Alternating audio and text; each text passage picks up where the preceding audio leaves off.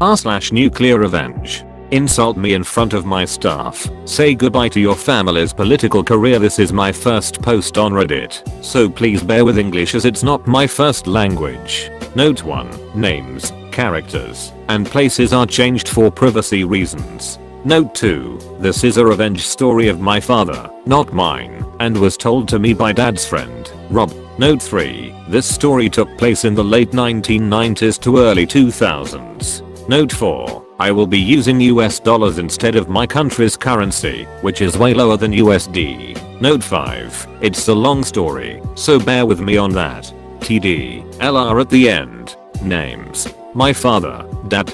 Politician, Jack. Politician's brother-in-law, Bill. Bill's consultant, Dave. Dad's friend, Rob. Background. I live in an economically developing nation. Used to be heavily dependent on agriculture produce for economic activity. My grandfather was a farmer and he wanted his children to get educated and get a government job. So my dad got his master's from the only university we had in our region. Since most people study from the same university and get government jobs, so everyone in government offices knew one another in some way or the other. My dad was offered the position of officer in charge of our home state for the agriculture department and had around 40 people working under him. His task was to take care of agriculture and its related activities and acted as advisor to the local farming community via local newspapers. During the 1980s and early 1990s, our country had long droughts and famines. The then government decided to create two different government agencies to take care of food security. One agency will take care of buying and storing food grains and another agency was tasked to enable building the infrastructure for food security. Dad was attached to the agency which was tasked with infrastructure. His agency's job was to give grants for anyone building infrastructure for food security. His duty was given the task of providing grants to anyone who is building warehouses for storing food. His job was to review the entire warehouse from planning to construction that can store food and provide a third of project cost as a grant/subsidy to people who built it. This was the time when my country was doing all the stuff on paper, no computers, only typewriters, in government offices and no cell phone. Your options were limited to a fixed telephone line and fax/copying machines, which were mind-blowing technology for my dad when new to government offices. My dad used to do tons of paperwork in the office, reading through stuff, adding remarks, writing stuff. Add to that you had postal service that took somewhere between 700 and 10 days to have your mail delivered to the nearest town or city. Yeah, those were the times my dad lived. The story. In the late 1990s, my dad was doing his work at his office when a commotion at the office entrance gets my dad's attention.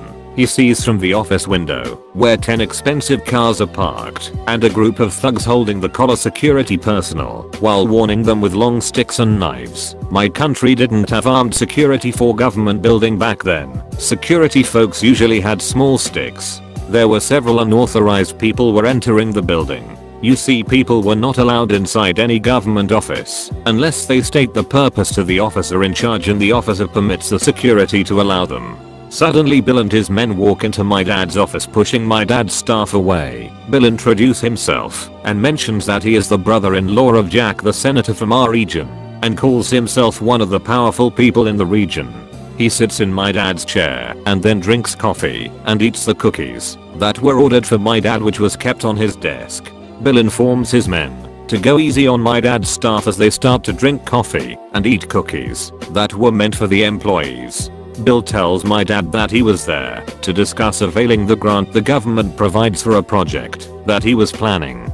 My dad at times is submissive to people in the position of power as he has seen consequences firsthand as some of his friends lost jobs or lives standing against powerful people. So dad asks for the details of the project Bill was planning and asks him to send over the project proposal and an official request for the grant to him for reviewing, and informed Bill that the grant cannot be processed until the project is completed. Bill gets angry that any proposal for the project is enough to qualify for a grant and should be paid upfront for the project construction.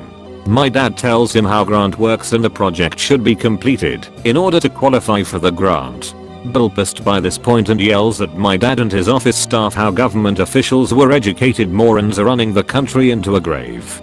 Bill takes all the necessary forms and applications from my dad and leaves the office furiously. Since no incidents happen, and my dad didn't bother much about the incident.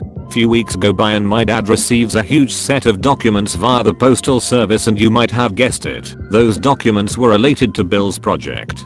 Going through those documents, my dad identifies that they came from Dave, a consultant who was doing the work on behalf of Bill, and the documents further reveal that warehouse proposed in the region was big enough to hold enough food grains to feed a population equivalent for 2 states for an entire year. The proposed project would cost them $1.5 billion, and once completed it would cost the government $300 million in the grant. This was a huge amount for dad to handle. Till that time, largest project he ever reviewed for providing government grant was $50K. That's total project cost, not the grant. Building such infrastructure would mean that any other warehouse existing / to be built in the region would be rendered useless. He quickly called his boss asking him what he was supposed to do. His boss quickly looks at the rules and tells my dad that, since there was no upper limit on the size of the warehouse or project cost, the only thing they could do was to review and process the application, and if everything checks out they might end up with $300 million in grant money. Since his boss opt processing of the application, my dad further reviewed the project proposal to identify that the warehouse was specifically designed for industrial use and not for storing food grains. Dad was confused, so he gives a call to Dave. Dave informs my dad that he was hired to plan for a warehouse for industrial and there might have been some confusion over the details, and Dave promises that he would fix it and not reject the application based on those terms. Unsure of details, he decides to process the application and sends a note to Dave that the government would be reviewing the application, and once the project is completed he should be informed about project completion, and my dad would visit the premises and give final approval after reviewing, and it would take another 36 months time get grant money as a check from the government after the review process is done. 2 years go by. Dave comes to my dad's office in an expensive luxury SUV and dares the security personnel to stop him if they want to keep their job. Dave then rushes to my dad's cabin and asks my dad if he was available on that day to visit the premises and give final approval for the project. Unsure who Dave was, and asks for clarification and why he would need to do approval today. Dad also informs Dave that there is a lot of documentation work that he needs to prepare before visiting the warehouse to give final approval. That would take at least 2 days for my dad. Dave tries to reason with my dad that he came from far off city and he couldn't stay for long to get this completed. My dad again tells Dave that 2 days is the minimum it would take him to documentation ready. Dave, now angry, informs my dad that he represents Bill and Jack and the warehouse needs to be inspected today or lose his job. Dad was not buying it, told him again 2 days or forget it. Dave leaves the office warning my dad that he will face consequences. Dad calls his boss informing him what had happened, and the boss tells my dad to take priority and inspect the warehouse at the earliest. 2 days later my visits the warehouse, and to his surprise, he sees Dave on location. The first thing my dad noticed about the warehouse was it was not built for food grains or any agricultural produce for that matter. It was built for industrial purposes. Dave gives my dad a tour of the entire warehouse, explaining to him how state of the art it was for the time. My dad takes note of every detail of the warehouse and informs Dave that the grant can't be approved due to fact that the warehouse was not constructed with storing agricultural produce in mind, and no one with a sound mind would overlook that fact to approve the grant. Dave starts yelling and excusing my father that he was looking for a bribe by withholding their grant, and my dad would approve the grant once he gets paid off. Bill and Jack are being targeted for making money off them. None of that was true about my dad. He was an honest man his entire life. My dad leaves the warehouse unsure of what he could do get out of this situation. The next, my dad, who was super confused about why Bill has built an industrial warehouse in the middle of nowhere and only the major activity in the region was farming. So he decides to call up Rob and asks him a few questions about how Rob's government agency, construction and building permits, has provided. Rob takes a couple of days to identify some horrific realities. First, the plans of the warehouse showcase and request permit to be an industrial complex for storing manufacturing goods. Bill bribed his way through Rob's agency and got environmental clearance and other permits without conforming to standards. He was also able to identify a report for building completion that was forwarded agencies' requests for considering for storing food grains. Last but not least, he was able to find the construction tax bill submitted to the agency stating the construction cost of the warehouse is around $300 million, along with plans of creating an industrial zone for the region that was proposed to the Senate by Jack. This was news to my dad and Rob. They were shocked to know how Bill and Dave were able to inflate the cost of the warehouse, and they had plans to make the region a new industrial zone. My dad calls his boss and informs that Bill's project seems fishy and he would reject the grant, and forwarding him the documents once done. His boss tries to reason with him. It could be a career-ending move for both of them. Jack was trying to put pressure from the leader of the agency to have the grant approved. Rob decides to dig around to see if he can get any more information, and found the contract paper that was sent to the Food Procurement and Storing Agency, which raised several red flags. First, the contract stated an inflated rent for storing food grains. Then rent will be reviewed on a yearly basis, based on market rate, and then the contract would make the agency pay for the next 15 years irrespective of whether the agency stores food or not. Rob calls my dad with this information. Now my dad, furious to know how Bill and Jack are planning to rob the government, decides to reject the grant for their project. A few days later, Bill turns up at my dad's office along with Dave in the same bashing manner he previously did, but now even more furious asks my dad why he is not approving the grant for his project and why it's taking so much time. Dad tries to calmly reason with him, stating it was not built as per norms, so he won't be able to approve. Bill turns red and, fuming with anger, he can throw around as much money my dad wanted to have his signature on the documents approving the grant. My dad refuses that it's a crime to bribe an officer. Bill goes on telling my dad that he lives in a mansion filled with escort girls and have as many as he likes. Dad refuses again. Bill now threatens my dad, saying he could get out of his job and replace someone else in the same position, can do the job for him. Again, my dad firmly tells Bill that he can do whatever the hell he wants to do, but my dad would not approve the grant. This goes as a shouting match for around 3 hours in front of the entire office staff, but my dad didn't budge. Bill starts swearing to my father, telling him that he impotent to pass up an offer of having sex with the cheapest escort girls Bill has, which would cost my dad his entire year's salary to hire such an escort for a day. He also goes on yelling how my dad's parents might have abandoned him as a child who refuses to bring fortune to his family. My dad had enough of Bill by this point and asks Bill leaves his office. In the last attempt to threaten my dad, Bill asks his thugs to take care of him and leaves the office along with Dave. Bill's thugs threaten my dad at enough points, stating he needs to sign those papers, otherwise he would end up dead in a pile of rotten garbage. He also tells him that they wait for 1 month and expect those papers signed after that.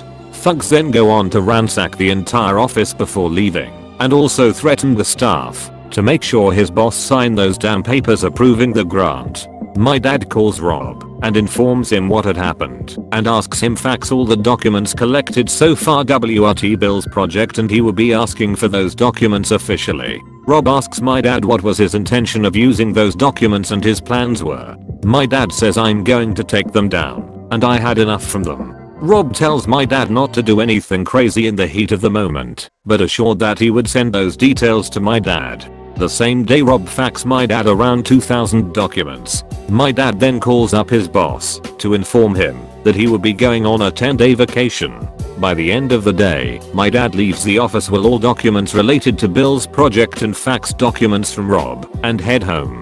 For the next 10 days, my dad sits at home going through every document, evidence he gathered with the help of Rob, and drafts his grant rejection letter with a lot of details, as didn't want to leave a chance anyone who can replace him or higher up above him rejecting his comments on the project and approve the grant. After the vacation, goes back to the office and the staff were surprised to him and were thinking that Bill's men abducted him since he didn't inform anyone about his vacation plans. The same day, my dad asks his assistant to mail the documents to his boss as a confidential report. His assistant takes the documents and heads to the nearest postal office. At the same moment, Bill's men come to my dad's office to check with him if he had signed the documents or not, and he would be in serious trouble if it's not done. My dad lies to them that he has approved the grant and his assistant has just gone to mail those documents to his boss for processing and would take up to 3 months for the grant to arrive. My dad also tells them to inform Bill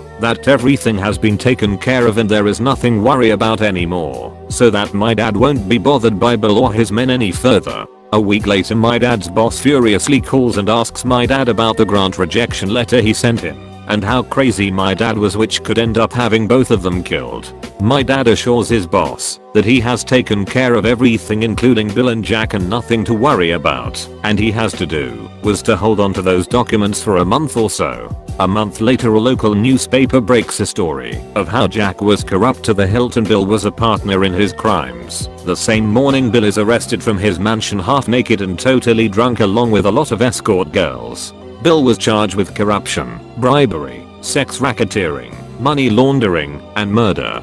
Bill's men were also arrested for murder and were sentenced for life along with Bill.